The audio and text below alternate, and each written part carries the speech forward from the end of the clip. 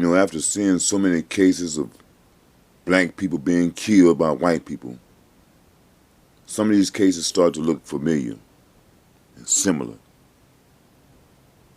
And for me, this case with the McMichaels and Roddy Bryant reminds me of the cases where James Byrd was dragged to death by three men, Brewer, Berry, and King. I think Berry got like life with parole. The rest of those guys, they received the death penalty. And what kind of make me see these cases as similar is that both of them was out in the country. Both of them were committed by three white men. Both the cases had trucks involved. And I'm hoping that the outcome will be the same, with two getting the death penalty and one getting life. When you look at this case, coming from the defense, all you hear is hypotheticals, no facts. Well, what if this? What if that? What if a police officer? That's the problem with white America, is that you are not police officers. You want to compare what you do to what police officers do when they are police officers. And in your comparison to doing what police officers do, you don't do what police officers do. You break the law. You oftentimes break the law. Even with the Kyle Rittenhouse case, he broke the law. He was not old enough to have a gun. Someone got it for him. Someone dropped him off knowing that he was not old enough to have a gun. They broke the law. But as I'm saying with this case with the McMichaels and Roddy Bryant, although all of this evidence they have against them, you have to realize that this is America. And in the American justice system, anything can happen. In spite of all the damaging evidence that they have against the McMichaels and Roddy Bryant, they still can get off. What did the defense attorney say? That, most of the people that are on the jury are from Glenn County. So they know the McMichaels, they have this certain type of mindset in that particular county. Most of the people in that particular county are racist. They are prejudiced. Ku Klux Klan. Confederate flag wearing people. They don't like black people. When I'm hearing Goff trying his best to deflect and just confuse, because Goff says a lot of things that just don't make sense. Things that has not been said. We're just talking about that Jackie lady. The prosecutor say, we didn't even bring her up. You the one that brought her up. Goff was the one that brought up the Black Panthers, all that type of stuff. So Goff is trying his best to just mess up the case by saying a lot of stupid things that has nothing to do with nothing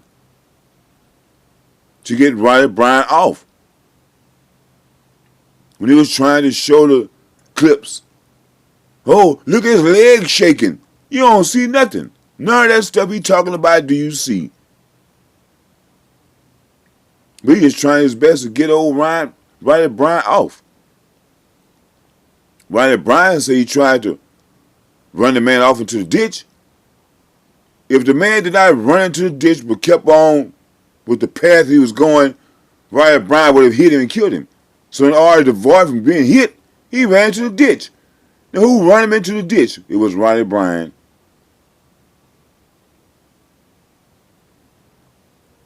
They kept saying, why was Ahmaud Arbery like zigzagging from one side of the truck to the other? What was Papa McMichaels during his time? Didn't Papa McMichaels have a gun? Most of the time, you couldn't see what Papa McMichael was doing. First of all, Ronnie Bryant was just not a good cameraman on certain times. So he was not able to capture the entire picture of what was going on. So you have a Arbery running, and there is some guy outside in the back of a truck pointing a gun at you. What you gonna do? You gonna run to the other side. You gonna stay on that side where you can be in the line of fire? No. Then when he gets to the other side, there is Travis McMichael with his shotgun. He can't run back behind the truck because there you have Ronnie Bryant in his truck. I'm quite sure these people are not making these nice, friendly facial expressions that their attorneys are trying to present like they just, hey, guy, we want to talk to you. Hey, we want to ask you a question. Hey, will you stop so we can talk to you, please? It was not going on like that. They knew that was not how it was going on.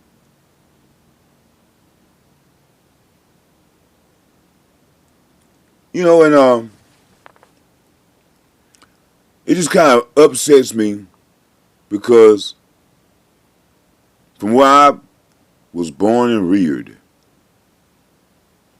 the black people in my community, we just don't get down like I see a lot of people doing, especially black people. We just don't let anybody handle us any kind of way just because you think that you are so and so.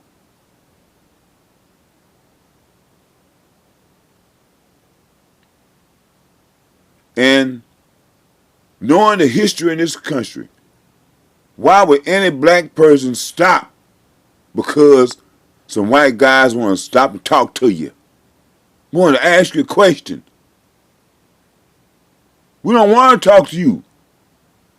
We don't want to have anything. We don't want to hear anything that you have to say. We don't want to answer any questions that you have in your head. We don't want to be near you, really. And with this citizen's arrest, everything that these people, the McMichaels and Ronnie Bryant, have said, none of it is true. Whatever you thought was going on, it was not going on. There is no proof that Ahmaud Arbery stole anything from anybody.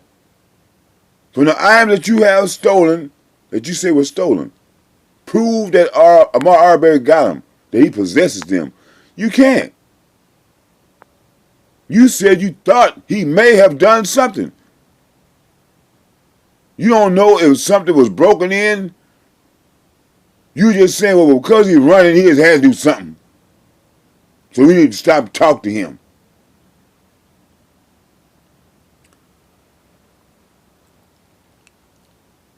I really just have to say it, is that the outcome,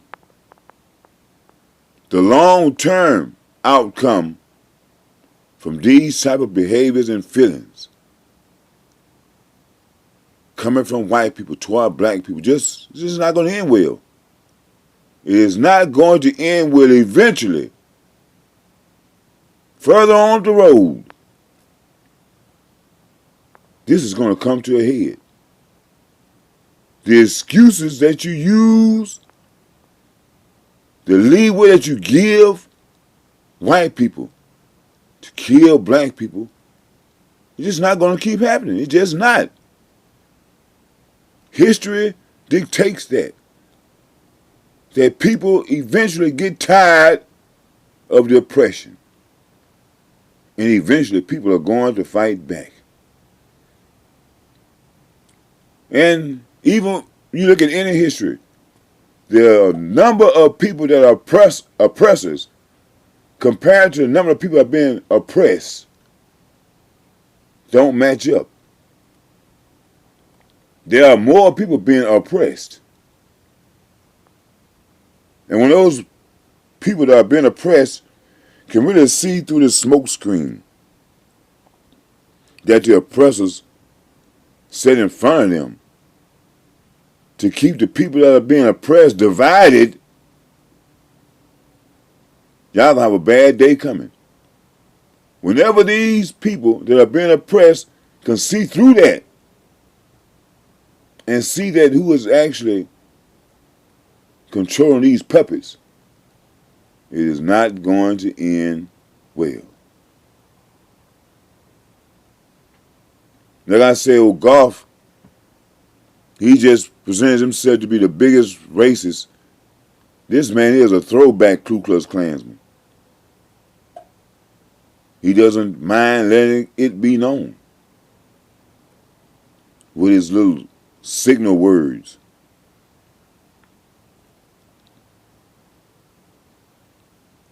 But I'm just really, man, hoping that this will be a case that will just be different from all the other cases. Because, as I'm saying, with the history of the relations between black and white people in this country, it is ludicrous to think that or to contemplate that a black person will stop to adhere to the demands of a common white person. Really don't want to stop and talk to the police. But because they are the police and things can happen if you don't, do that, so we kind of comply with that. But some average, everyday white person just want to come talk to me, you better go away.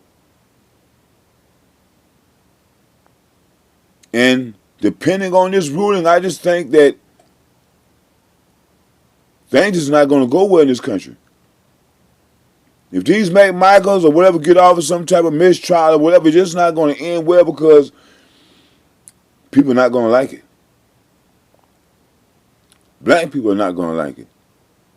And when you watch the internet, every day you have some white Karen or somebody that's want to try to give a black person a bad day.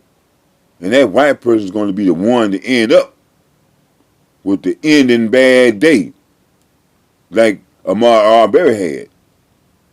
You these white people how about the type of hard times and the feelings and that the McMichaels and that Ronnie Bryant have. Doesn't compare to what Mr. Arbery had to experience. I don't care what you're going through right now. It is nothing compared to what Ahmaud Arbery went through. And see, it's bad to live your life thinking that, it ain't going to happen to me. It just can't happen to me.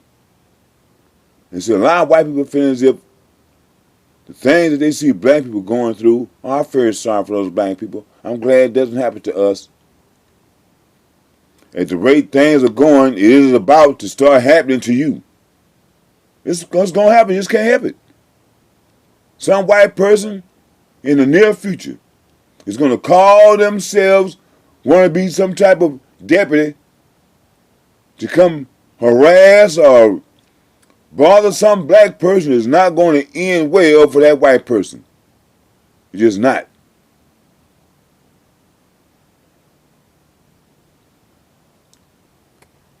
The government won't do anything about it. Which, in actuality, why should they? At this point, with all this been happening to black people, why come black people aren't doing anything about it? Well, I'm telling you, they are. And I just really envision destruction for this country for years. And every time I see things like this happening, I just see that time getting very close to when the bottom is going to fall out, to when people say, hey man, I've had enough. There's too much going on right now. There's too much going on in the lives of people to have this going on also. White people are going to have to learn that you cannot take the law into your own hands. And probable cause is not based upon hunches or feelings of what you thought. It has to be what you actually witnessed. And regardless of what you thought, why? I thought he was breaking from somebody's house. You thought wrong. Nobody's house was broken in. I thought he was the one that did this other day. You thought wrong. He was not that person. Whatever you said you thought went on or was going on, you was wrong. None of that went on. You killed somebody and you want to make it like, oh man, because I thought this was happening, I made a mistake. My bad.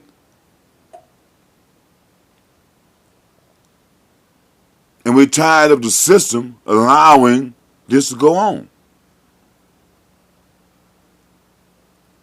And we're tired of the talking about we'll vote. We've been voting for years, and the system is still going along like it was before we voted. So actually, that is not to change either.